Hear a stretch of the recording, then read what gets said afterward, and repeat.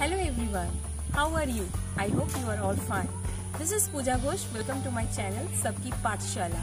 This channel is all about career and education video. So what are you waiting for?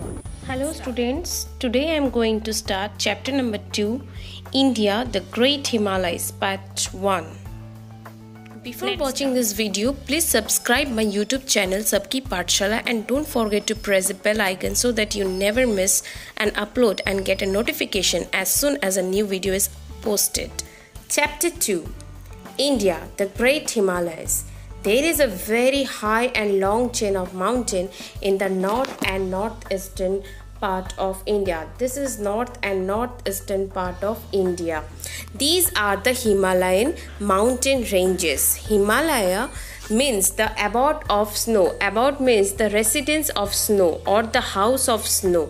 These mountain ranges are shaped like an arc. Shaped like an arc. Arc means this type of shape. This type of shape is called arc and extend from Union Territory of Jammu and Kashmir in the northwest to the Arunachal Pradesh state in the east. Further, these high mountains turn southward and are known as the Northeastern Hills. Northeastern Hills. These hilly areas is not very high. This part, it is talking about this part, is hilly areas is not very high.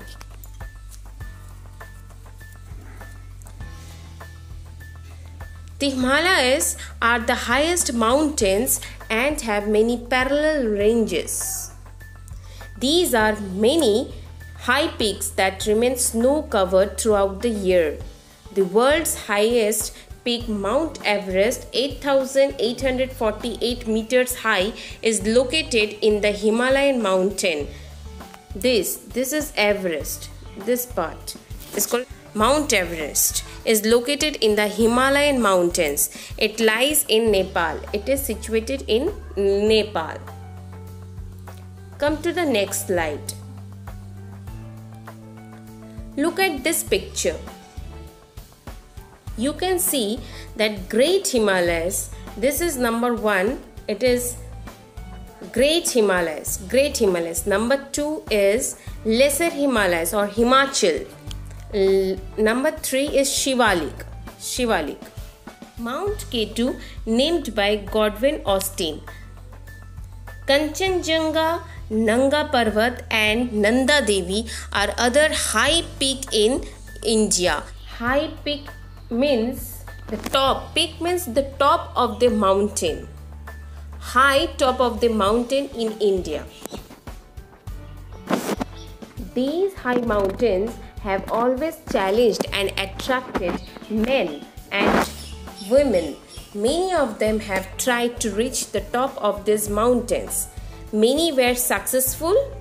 Tenzing Norgay of Nepal and Edmund Hillary of New Zealand reached the top of Mount Everest in 1953. Bachendri Pal was the first Indian woman to climb this peak in 1984. The Himalayas act as a wall along the northern boundary of India. It stretches for about 25 kilometers from east to west in northern India. Look at this direction. This is north, this is south, this is east, this is west. So it is talking about this area. Okay. It stretches for about 25 kilometers from east to west in northern India. The Himalayas are wider in Kashmir and narrow down towards the east. In the northeast, these mountains are much lower in height.